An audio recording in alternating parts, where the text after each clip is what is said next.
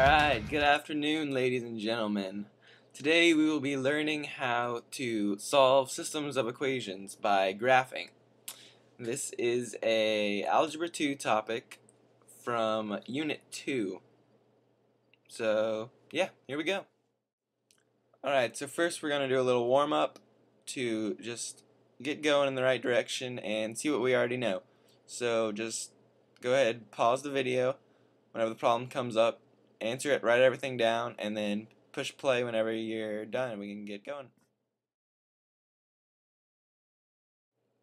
Okay, so the first thing you should notice when you look at this graph is the variables that are being graphed. On the x-axis we have the independent variable, which is the quantity, and on the y-axis we have the price, which is the dependent variable.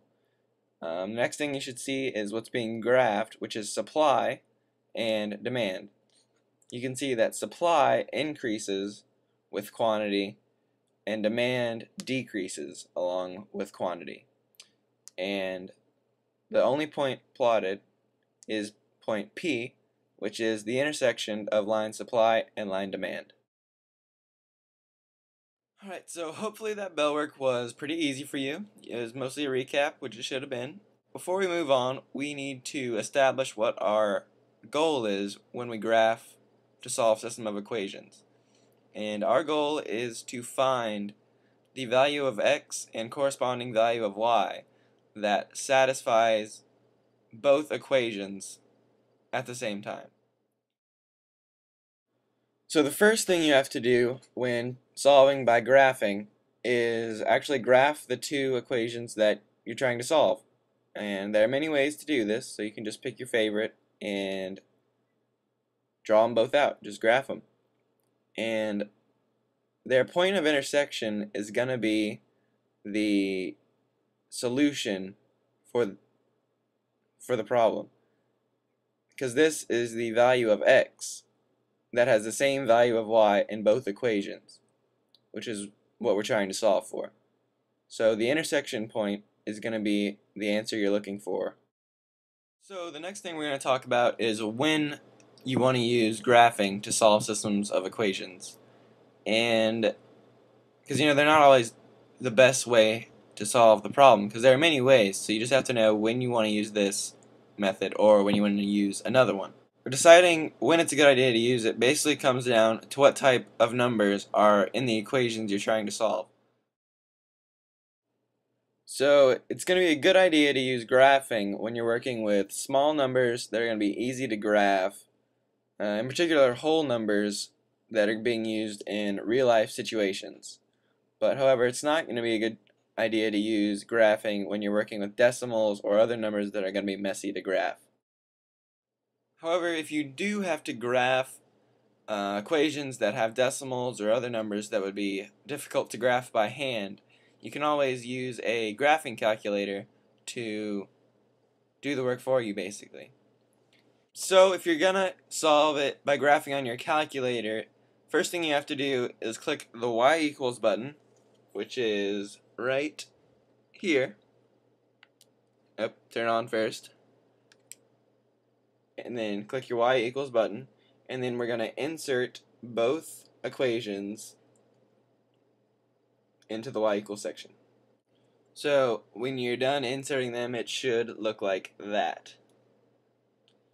And then the next step is, if you want to see them, you can just click the graph button and it'll graph them for you.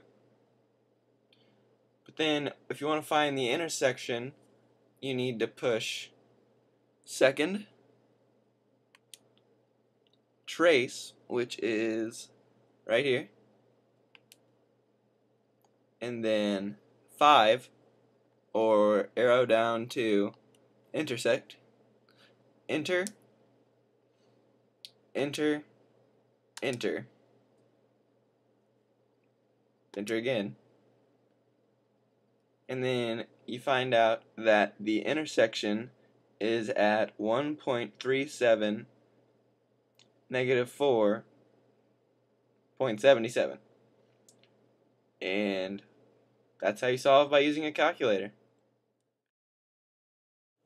So, just in case you missed any of the steps for solving using a calculator, here they are.